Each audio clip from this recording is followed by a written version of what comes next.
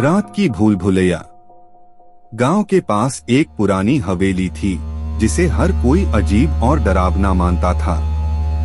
लोग कहते थे कि उस हवेली में रात को अजीब आवाजें और भूतों की सनसनी होती है। लेकिन विशाल, जो शहर में रहता था, उसे इस सब पर विश्वास नहीं था। उसके दोस्तों ने उसे चुनाव कराया कि वह रात को उस हवेली में रहे।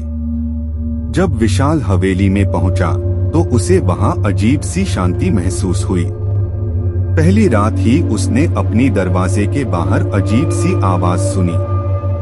वह आवाज उसे अपने पिछवाड़े में महसूस हुई। जैसे ही वह अपने पिछवाड़े को मुड़ा, उसने एक पुरानी और डरावनी शक्ल वाली महिला को देखा। विशाल भागने लगा, पर वह महिला उसे पकड़कर बांधने लगी। विशाल को लगा कि अब वह मरने वाला है, पर फिर वह महिला उसे अपने पास लेती ही उसका दर्द और डर गायब हो गया। विशाल को बार बार वही आवाज सुनाई देने लगी, मेरी मदद करो। धीरे धीरे विशाल ने वह महिला से पूछा कि वह कौन है और क्या चाहती है।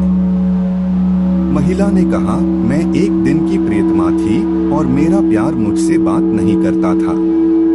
एक दिन उसने मुझसे मेरी प्रार्थना मांगी थी और मैंने उसे अविवाहित संबंध में मान लिया, लेकिन उसने मुझे धोखा दिया और मुझे अकेला छोड़ दिया। मैं अब भी इस हवेली में उसकी मोहब्बत की तलाश में हूँ। विशाल ने उस महिला से कहा, आपकी मदद करने के लिए मैं तैयार हूँ। उसने उस महिला को उसकी प्रियतमा के पास पहुँचाया और दोनों की मोहब्बत को एक साथ लाने में सफल रहा।